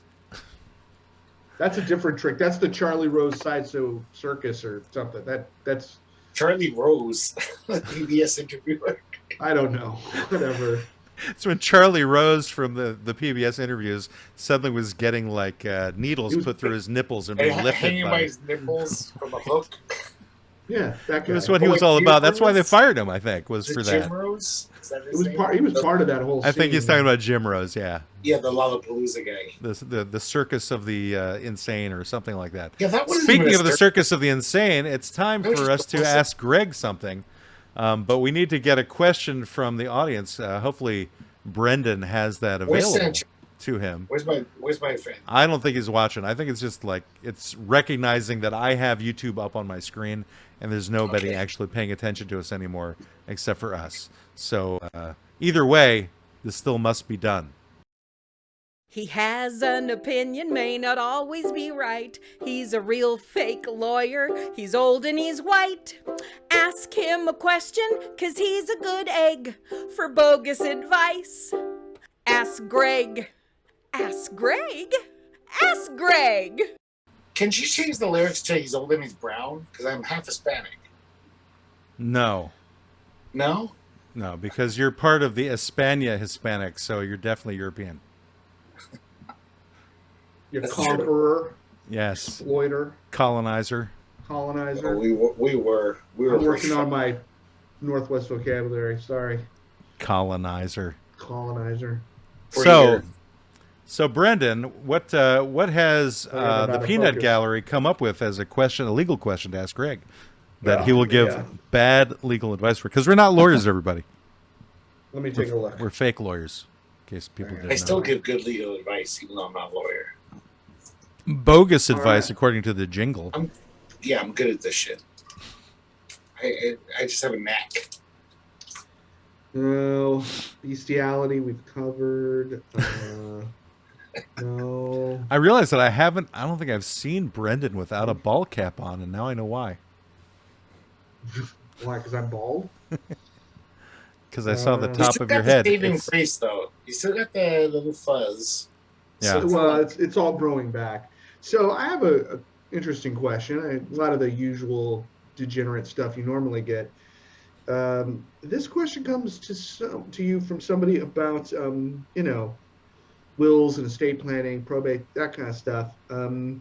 Dear Greg, my father recently passed.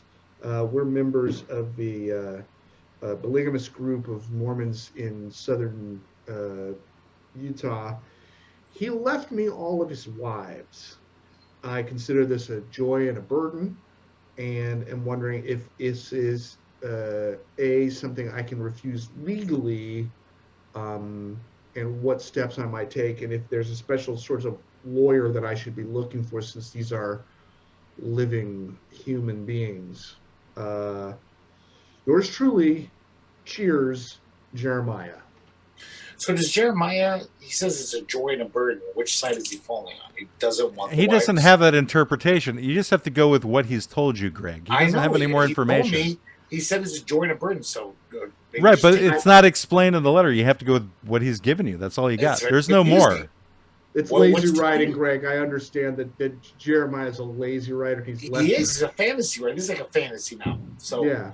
we're in Narnia right now. I would assume that the joy is having, his former mothers now belonging to him. Greg is going to have to That's- make that assumption, though. He's the one providing the That's advice. joyous. That's a wonderful thing. I'm sure Anyway, that's true. do you want to answer the question, Greg, or should I go back to I'm this? saying, I got to animal- wrap my head around it. This is a very unprecedented legal I know. question. Do you need him to repeat the question, Greg? No, I got it, Okay. but I'm confused about the wording. So why don't So- you repeat the question and see if that helps you?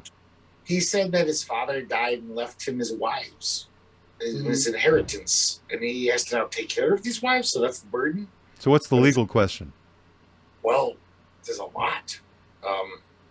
First of all, bigamy is illegal. It still is, even if you're Mormon. It's not allowed. So legally, you don't got to do shit. You can be like, well, my dad shouldn't have had 8 wives. I don't need to take them on. They're not real wives. They're illegal. Okay. So, Is at least one of them legal? yes, one of them might be. So you might have to marry your one stepmom, but not 8. But wouldn't that in itself be illegal, marrying your stepmom or your mom? No, I don't think there's a. I mean, he doesn't specify in the letter like any one of these is his actual biological mother. So According they to all could be- RedTube, you can fuck your stepmom and stepsisters and stepfathers to your heart's content. Is that Parents only if they're become a trapped norm. in the dryer? Yes, exactly. So Okay. it's not de jure, but it's de facto. That's the law. It's become Right. just a thing. The law really hasn't stepped up and like laid out the parameters of how this works, but apparently it's accepted in our society. So I don't think Jeremiah will have to deal with any legal ramifications. But the choice is he's gonna have to pick the stepmom that he likes the most. Is RedTube like a special division of Martindale Hubble? I don't know what that is. Martindale Hubble is a series of legal books that contain the precedents of legal No, it is not. Well, I answers thought- I in was this thinking country. Black's Law Library. Law Library. I don't remember that reference. But Red Tube versus the state of Alabama. I thought maybe it was like a special part of Martindale Hubble. This is for the lawyers. No. This is lawyer humor right now. Yes. Those lawyers that remember Martindale Hubble volumes. So you're a better fake lawyer than I am, apparently. I don't even know the reference. But Red Tube, I'm saying when you come to de facto versus de jure, it's like what has become the norm, even though it's not codified in law. So apparently, yeah, you can marry your stepmom. There's no law against it. After your dad dies, I mean, you couldn't if you were still married to her. That would be bigamy, too. She had 2 husbands. But, yeah, so I guess Jeremiah... But are we getting, speaking as as studying at a Jesuit law school, are we getting down into principles versus particulars? Or should we argue that this is not normally what people would go through? So it is not normal. But it has, there's precedent outside of like what the traditional law might. Well, I don't even know if there needs to be precedent. I really think there's never been a law that says you can't marry your stepmom once your dad's dead, or even if you divorced her. That's Oedipus Rex. It's called legal precedent. Oedipus Rex. Yeah, it's the pursuit of happiness. One of the Greek tragedies, Oedipus Rex. So I need to clarify: Martindale Hubble is not legal volumes that contain law precedent. They're volumes that contain the names of lawyers across the country.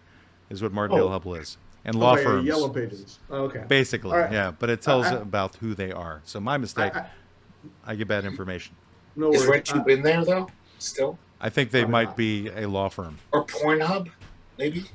Yes. I'm writing back to Jeremiah and basically telling him, take a chill pill. You don't got to worry about it. Just decide which of your stepmoms you want to marry. Exactly. Okay. The one that gave you the most cookies when you were a little boy.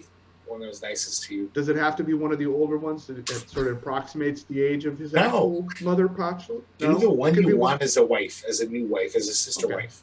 Just so no algorithm related to who he picks. Just go for your heart. Follow your heart. That's what I tell Jeremiah. Follow your heart.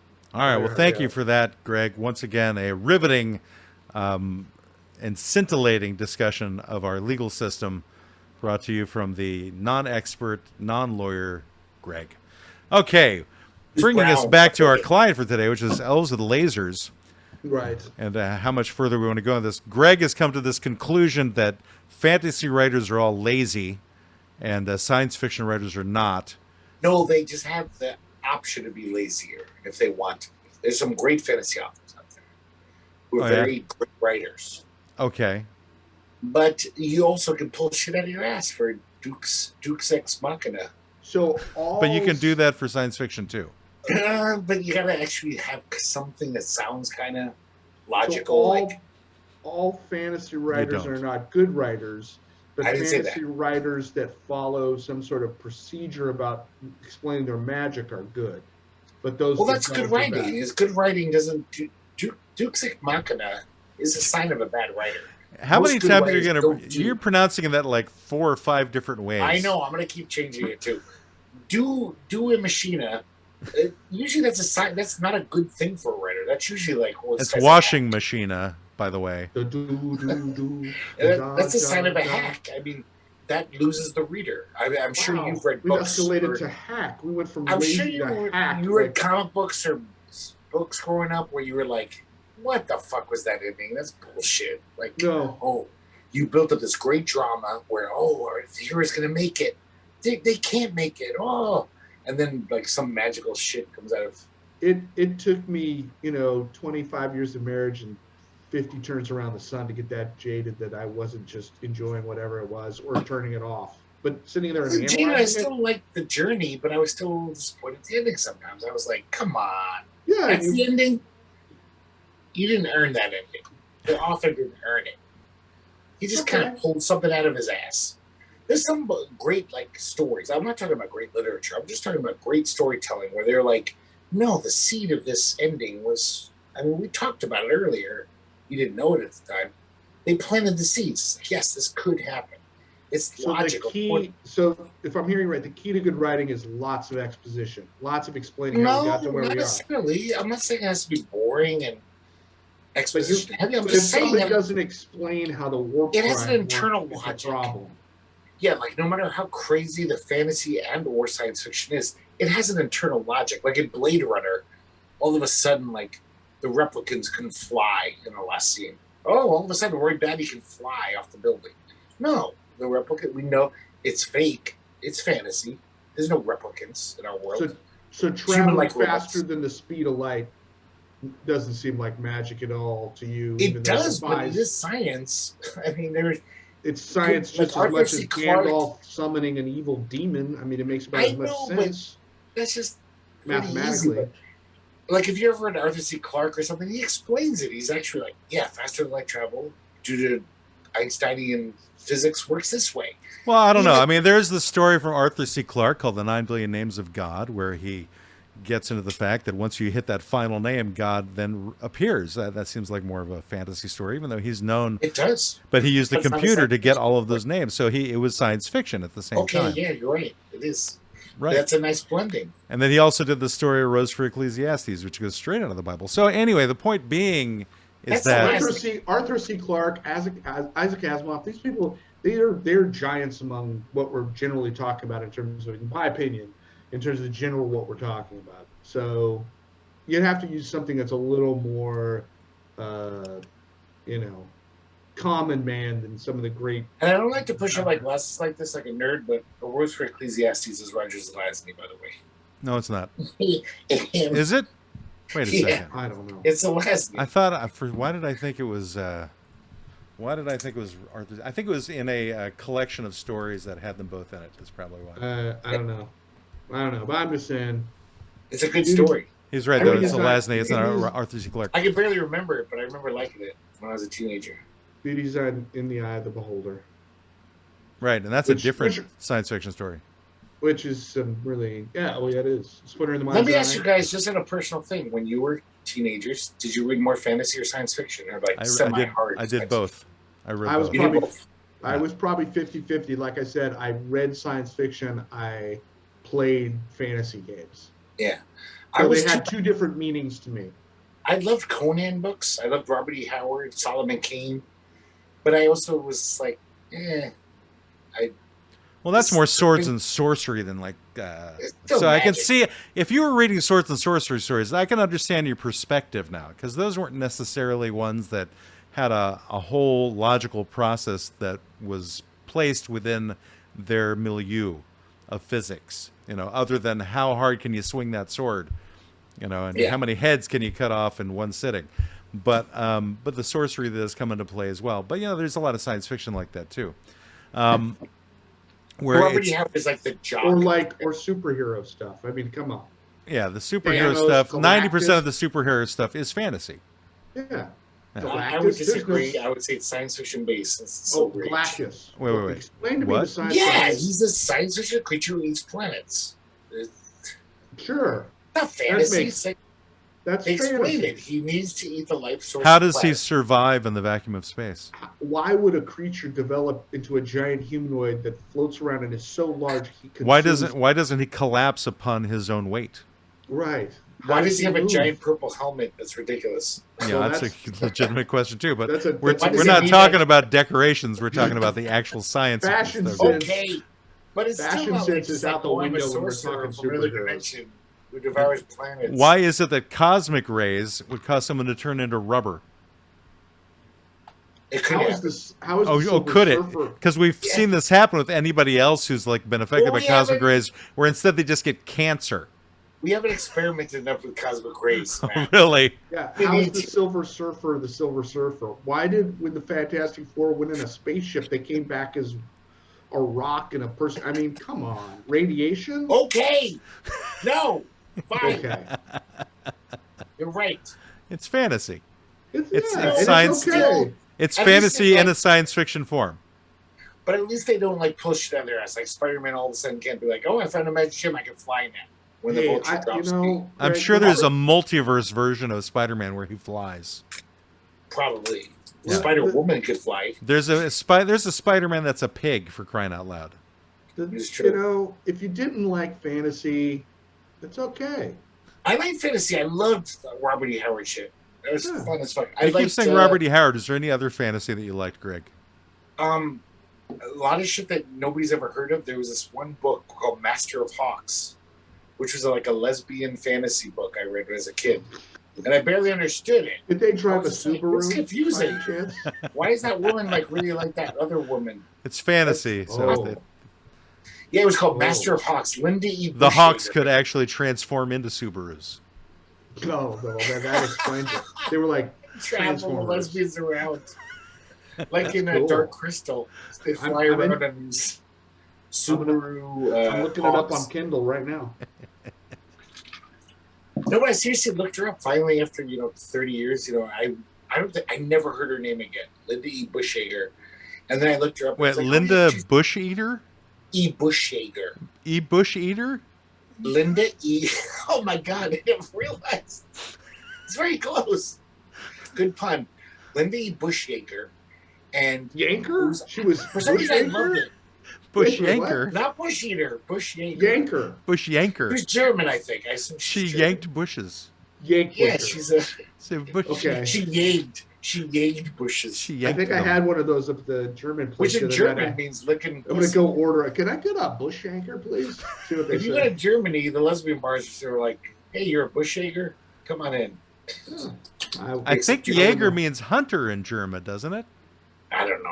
So I Bush think you're Hunter right. is what it's sounding like now. Yes. Yeah, which right again fits in with lesbian. Wow. I think you might have had a pseudonym going on there. But it was I mean, it wasn't good. I'm pretty sure it was shit fiction because I mean, I never went back to. I sold it years ago when I wanted money, Yeah. but I got a quarter for it. But it Nice. was, for some reason I loved it. It was just like when you're 13, you're not that discerning. It was like I loved hawks. I love the idea of like hawking. Those guys who are the hawks with their wrists. gauntlets. No, not that hawking. I was hawking the other Stephen day. Hawking? I thought it was super cool. Like any character who had like a hawk who could be like, hawk. Those are Go. usually falcons. That's Just- usually lazy Falcon's writers great. that used hawks, really. I don't know. It's a No. real thing, Matt. It's a, Hawks it's a are birds. Hawks are real? No, birds are not A real. falcon. You know what I It's like real. is I like stories that incorporated fantasy and science fiction. That was kind of what I enjoyed. So there was like a I kinda series like of that books. too. Yeah, it was a series of books from Piers Anthony, which were the Adept series, where you The had Riverworld? people. What? Not the Riverworld. Sorry. No, that's Oh, that's not your name? Philip Philip Jose Farmer did Riverworld, Yeah. Okay. Sorry. Sorry to interrupt. which was more science fiction than fantasy, but still, there's definitely a fantastic element to that, where everybody who had ever lived on Earth woke up on some planet that was circled And by a fantasy river. characters like Tom Sawyer is there, right? No, not Robin Tom Hood. Sawyer. Mark Twain was there. No, I thought Tom Sawyer. It wasn't. Like, There might have been a real Tom Sawyer that the story was based on, but it was Mark Twain who was there. okay. The Fabulous Sorry. Riverboat was all Here's about Anthony though. Mark Twain and King Richard hanging out together building a riverboat. But anyway, that's not my point. What I wanted to talk about was the books by Piers Anthony, the Adept books, where it takes place in a futuristic society where everyone is stuck between being citizens or serfs, which were the basically the servants of the citizens, and throughout their lives they have to play a game to be able to try and attain citizenship. And one of them comes across I guess a veil between worlds, where he finds himself in a fantasy world, and where people have duplicates with those who play the game, and those who are good at the game wind up having supernatural powers in higher evidence in that other world. So that was kind of an interesting twist on the science fiction fantasy realm. It's by combining the two. There was another one called I think Hey, a wizard, Anthony, a by the wizard in way, spite of himself, where a guy crash lands with a rocket on a planet where magic works. So I liked those combinations of stories, and that's why whenever you say things like, these are lazy writers, I think you're missing the creativity that's involved. But especially if you focus your time on the Robert E. Howard stories of Conan the Barbarian, I can see why your point of view would be skewed, because you were reading stuff that really wasn't that great. No, he's a better writer than J.R.R. Tolkien. Robert E. Howard is a very vital writer. He was almost like an outsider artist. His writing is very. It's kind of like Banksy, but for fantasy writing. Well, no, I think people knew who Robert E. Howard was. I think they had pictures of him. Like Howard the Duck? They made a movie about Robert E. Howard. I saw Howard the Duck. It was a good movie. Was it Robert E. Howard the Duck? Yeah, Yeah. Robert E. Howard the Duck. That was his full He had name. a sword. There was a Howard the Duck issue where he was like Conan. He had a sword and a loincloth. That's funny. Howard the Duck is great. Let's talk more about Howard the Duck. Let's No, about what the hell comics are you guys great. are talking about. No, the movie's a piece of shit, but the comics are some of the best comics.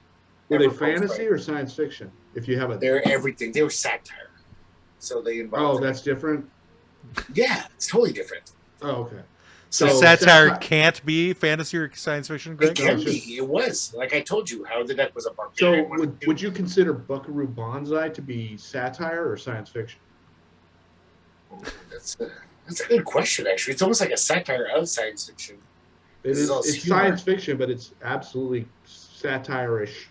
You What know? Yeah. what was it a satire of? I Science think it's fiction. like a science fiction. It's sort of meta in that it's. Pulp You heroes. think it was making fun of science fiction? Oh, to a Well, I don't degree. think you can really make fun of science fiction. Science fiction is so all encompassing that Yeah, humor they- is they- within the What genre. about Galaxy Quest? Wasn't that making fun of science fiction? But it's still science fiction. It doesn't actually take True. away from it. It still is No, science fiction. no.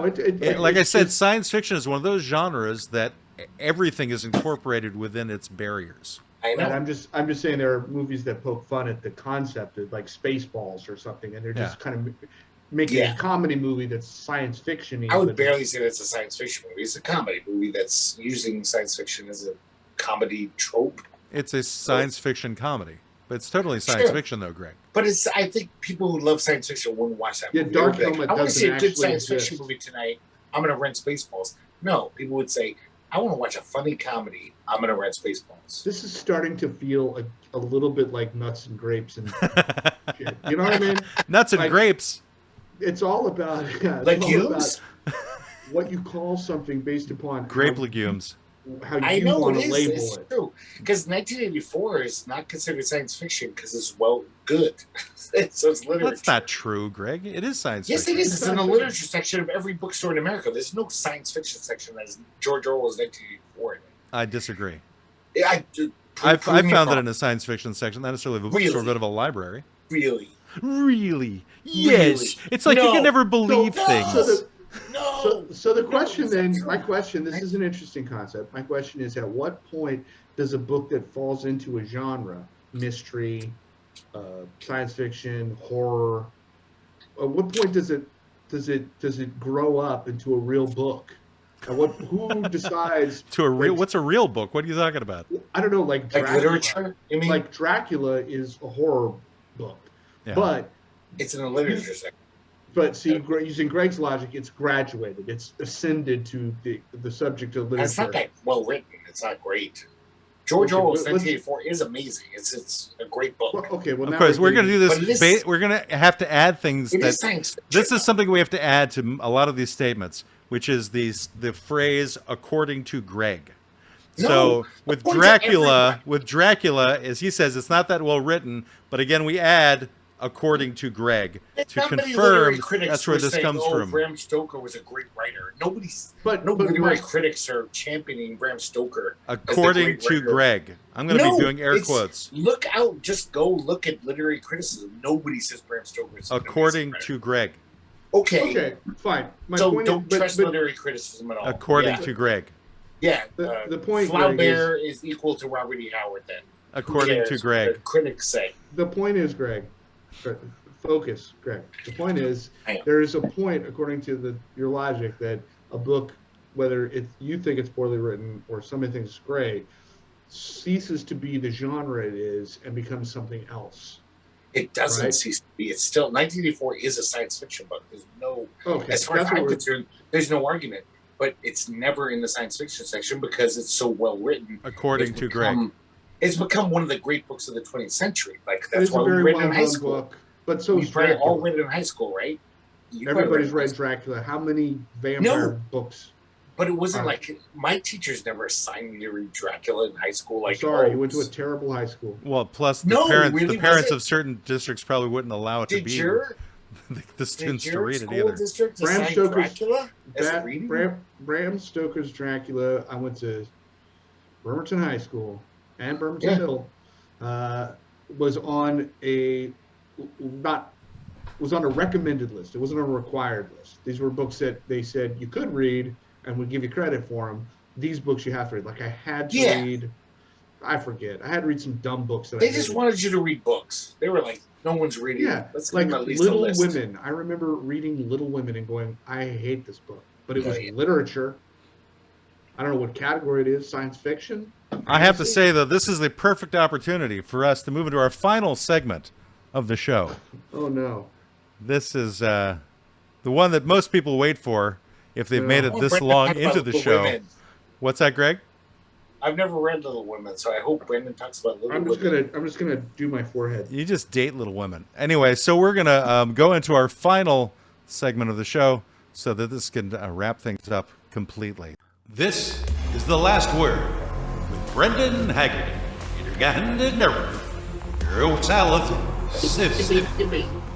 What was that, Greg? Just that thing. Deepa, deepa, deepa, deep. I still don't get it. It's the Swedish chef is introducing me. Yeah, it's the Swedish chef. So what am I talking about today? Whatever You're talking about Elves with Lasers. You have the last word. Lasers. So I think we've covered a lot of ground. The bottom line is this: elves with lasers just can't happen. We can't have elves with lasers. We shouldn't have elves with lasers. All lasers should be taken, not only from elves, but dwarves, orcs, Jedi Knights, all of them. The Jedi Alliance was a failure because obviously they listened to Greg too much. And in the end, we have just got to accept that all books are based on opinion, whether what genre they belong into, whether they're good or not. And that's it. Good night and good luck. That's the final word? I guess so. Okay. I don't like this final word business because then there's no rebuttal. You've had all night to rebut, Greg. I know, but then there's the final word where Brendan all of a sudden just comes up with whatever he wants to, and I can't even say anything because it's the final word. So I'm like, oh, I totally disagree with that. I know, you even ruined it by calling it the final word as opposed to the last word. So you even changed the name. Called the final word. No, it's the last word. Yeah. Oh, it's the last word. Whatever it is, it's the final word. I'm sorry. I'm not. It's just I know you're a person of color. And I know that I'm exercising white privilege against you, and I know his color is puce, though. It's the boss man that's making me do it. I don't. I'm an ally. I really am. Sure. Brendan looks more ethnic than I do. I think I'm like just bad lighting. That happens at a certain time of night. You guys gotta get out more, and I either have blackout curtains or the sun. I have jaundice with my lighting. I look like I need to get out in the sun. My skin is yellow. I'm very red. Yeah. I am kind of ruddy, but this accentuates it. Greg still looks like he's from One Flew Over the Cuckoo's Nest, though. No, I look radiant, I think. Radiant. You're beautiful. Yeah, radiant. You know what, Greg? I just want you to know you're enough. Okay? You're enough. That's all. He's good enough. He's smart enough. And gosh darn it, people like him. That's right. Look at me. I'm like an Adonis. That's true. All right. Well, next week we'll have comedian Keith Ross Nelson on, and then in 2 weeks we'll have Stanley Livingston on, who was the youngest of the Douglas boys on the TV show My Three Sons, which was on television from. So is the comedian going to be actually funny? 1960 to 1972. What was that, Greg? Would you like to talk over me more? Yes. Okay, go ahead. I'll try and say something important, and you just talk over me. Go for it. I didn't know you were going to do 2 weeks. What? What are you talking about, Greg? I thought you were just talking about next week, and then we kept talking. I didn't realize. Sorry. Sorry. What? I missed something. I didn't realize that words were coming out of your mouth when I was talking over you. I just didn't realize it. Yeah, I didn't know that. I don't know what. About Greg, 2 weeks. hold on. What? Hello? And now Brendan's doing it to Greg as Greg breaking up. What? blows smoke into the camera. All right. Well, this has been the Law Offices of Quibble, Squabble, and Bicker. Our client for today was Elves with Lasers. Your consultation with the Law Offices of Quibble, Squabble, and Bicker has ended. You may pay your retainer at www.qsblaw.org. Please exit to the right of the water cooler and grab a candy from the front desk. We hope to see you again soon, but you need to leave now. I said leave. Why don't they ever listen? Get out! Get out!